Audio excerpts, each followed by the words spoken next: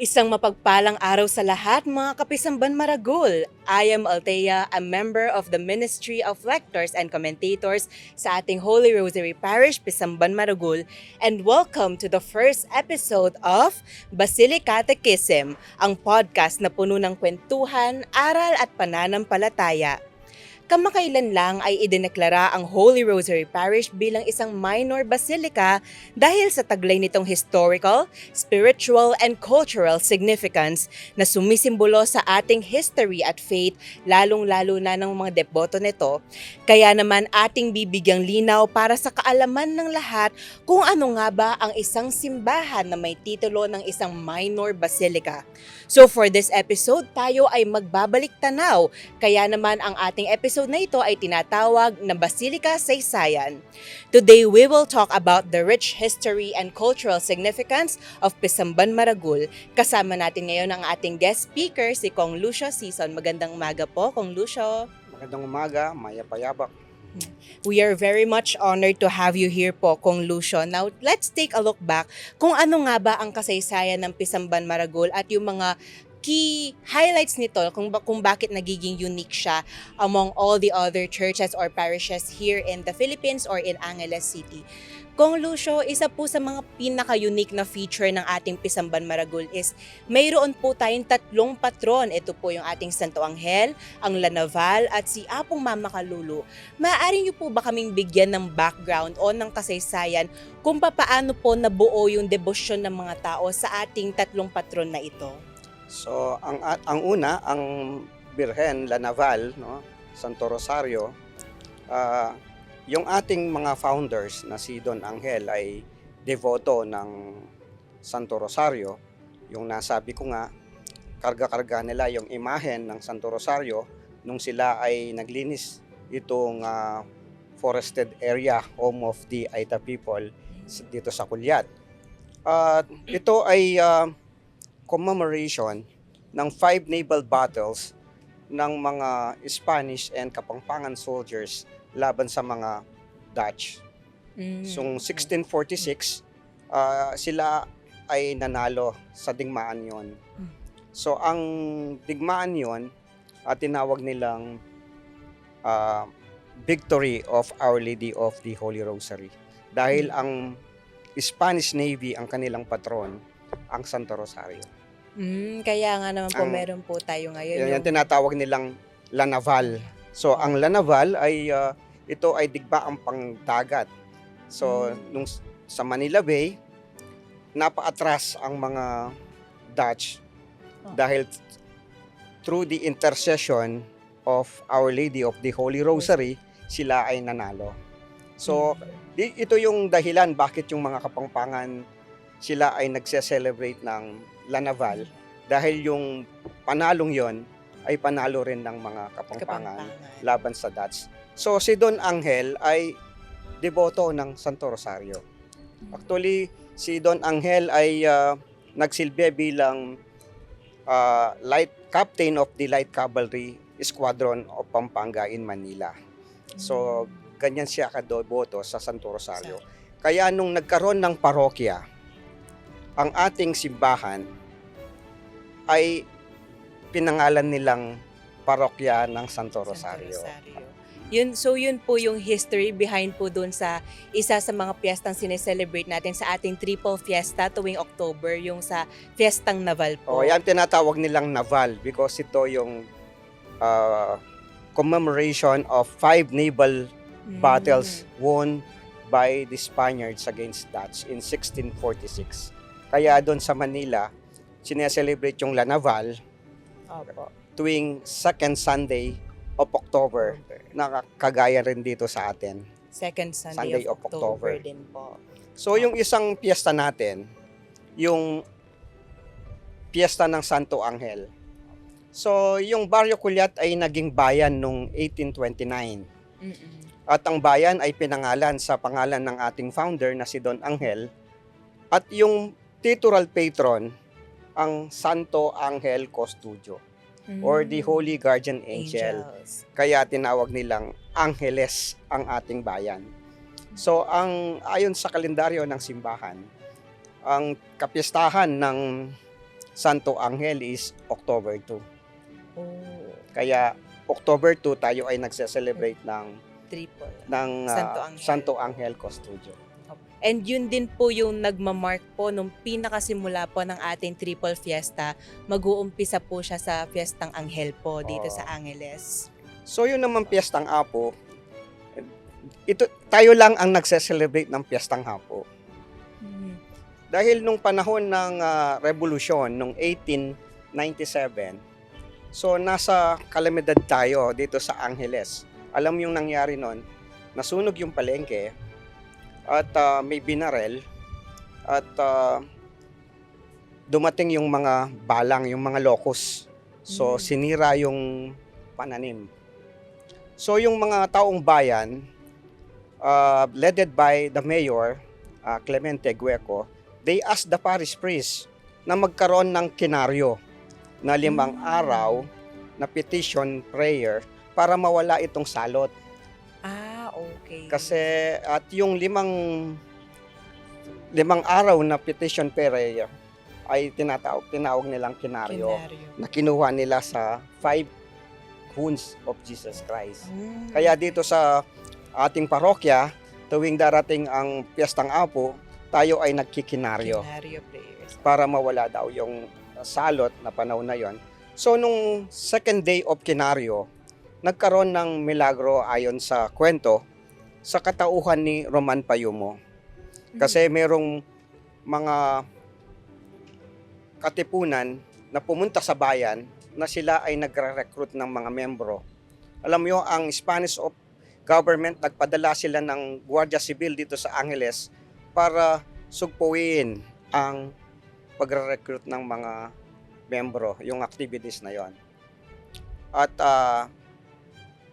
yung iba ay nakatakas at yung iba ay nakulong at sila ay pumunta doon sa Barrio Kapaya. At nadaanan nila si Roman Payumo. Isang pobre, ang trabaho niya ay kumukuha ng damo, yung barit at binebenta sa mga kutsero ng bayan. At siya ay isang suspected na katipunan. Siya ay kinulong sa lakas sa tribunal at binugbog at ang kanyang hatol ay babarilin siya sa likod ng simbahan. So siya ay tinali, nakagapos at may Guardia Civil na nakabantay at sa mga Spanish officer. Pero bago siya bitayin, so umihiling siya na bisitahin ang imahen ng Apong Mamakalulu na sa loob ng simbahan. Pero ang simbahan noon ay nakasara. Siya ay nanalangin doon sa huling pinto ng simbahan kung saan malapit nakahiga itong ating Apong Mamakalulu. Siya ay umiingi ng pakalolo, no? Mercy. Sabi niya wala naman siyang kasalanan, papatayin na siya. At umiiyak ito. At nung napansin niya yung kanyang pagkagapos ay naluwag, siya ay biglang tumakbo at pinagbabarel ng mataas na kalibre ng mga rifle at siya ay nataplisan lang at siya ay nahulog sa hukay pang traf ng locust. At siya ay hinanap at hindi nakita at si Roman Payumo ay naligtas sa kamatayan. At nung kinuwento ni Roman Payumo ay naging phenomenon ang debosyon ng Apong Mamakalulu. Nung narinig lang ito sa mga deboto ay dumagsa dito sa ating simbahan.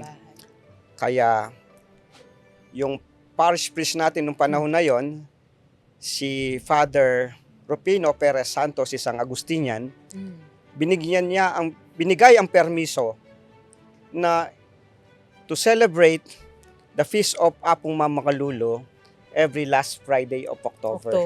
Kaya ito yung dahilan kung bakit tayo ay nagse-celebrate ng Apong Mamakalulu. Kaya lahat po ng patron po na yun, sa October po lahat ng celebration nila. October. At syempre hindi rin naman po maikakaila na napakalaki po ngayon ng debosyon ng mga tao kay Apong Mamakalulu. Sa tuwing may procession po, for example po yung nakaraan na Good Friday procession lang po, at kapag ka po ang procession sa tuwing Piyestang Apo po, talagang napakarami po ng mga crowds or ng mga devotees na sumusunod po sa kasero ni Apong Mama Kalulu dahil po sa kanyang mga himala. So, hindi lang si Roman Payumo ang nagpatunay ng Apong Mama Kalulu ay miraculous. So, hanggang sa panahon na to, maraming nagpapatunay na si Apong Mama Kalulu, ang kanilang petition prayer ay answered. Kaya dumarami pa ang ating deboto ng Apong Mama Kalulu. Okay. Ngayon naman po, maaari nyo po bang ipagbigay alam sa amin kung gaano na po katagal itong mga debosyon na ito? Kasi kagaya nga po ng mga nasabi nyo po, lahat po ng mga debosyon sa ating tatlong patron ay mayroon pong kasaysayan. Ngayon naman po, magmula po noon hanggang ngayon po ay patuloy po yung debosyon sa ating tatlong patron. Maaari nyo po bang sabihin sa amin kung gaano na po katagal itong mga debosyon na ito? So, yung ating Piyestang Naval, so sa taon na to ay tayo ay nasa 197 years na tayo. At yung Apong Mama Kalulu, 129 years na tayo. Yung Piyestang Anghel o yung Santo Anghel Custodio, yung celebration natin ng piyesta, hindi naman October 2 nung araw. Sineselebrate natin to Lunes after nung La Naval. Alam nyo kung bakit sineselebrate ito ng after La Naval? Kasi yung mga Angeles born priest, sila ay uuwi sa dito sa Angeles, sa bayan. At doon lang sila merong oras para sila ay magtipon-tipon at sila ay magmimisa ng umaga at magkakaroon ng prosesyon ng mga ating imahen ng mga anghel. Sina San Miguel, San Gabriel, si San Rafael at ang ating Anghel Custodio. At nung lumipas ang panahon, ito ay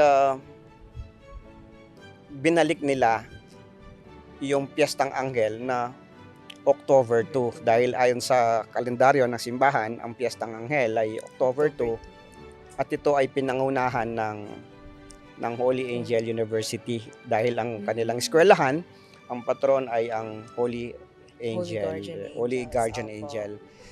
So nung 2012 ito ay inumpisaan at dinagdag nila yung mga ibang anghel.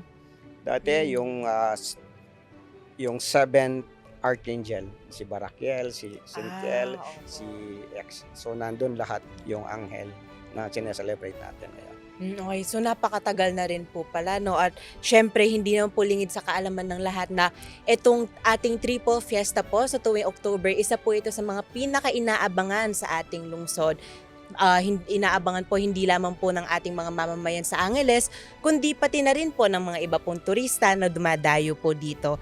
Sapagkat tunay nga naman po napaka-unique at nakaka-amaze na mayroon po tayong tatlong patron at napakalalalim po ng debosyon ng mga Anghelenyo sa ating tatlong patron po na ito. Ngayon naman po, Kong Lucio, posible po ba na yung tatlong patron natin na ito at yung debosyon sa kanila ng mga Anghelenyo, isa po sa mga posibleng rason ng pagkakatatag pagkaka-announce ng ating parokya bilang isang minor basilica? Sa palagay ko, ito ay isang basihan. Kaya ito ay naaprubahan bilang isang minor basilica. Dahil sa ating mga devotion ng ating tatlong patron ng ating syudad at ang ating parokya. Okay, and we are very grateful po na pinakinggan tayo ng ating Santo Papa na si Pope Leo XIV na siya mismo ang opisyal na nag-elevate sa Pisamban Maragul. Maraming salamat po Kong Lucio sa inyong oras at sa inyong pagpapaunlak sa aming imbitasyon para sa podcast na ito. Siyempre, maraming salamat po sa isang napaka-makahulugan na first episode ng ating podcast, #Basilika Saysayan. Muli, ito ang Basilica Catecism, ang podcast na puno ng aral, kwentuhan at pananampalataya. Stay tuned mga Kapisamban Maragul.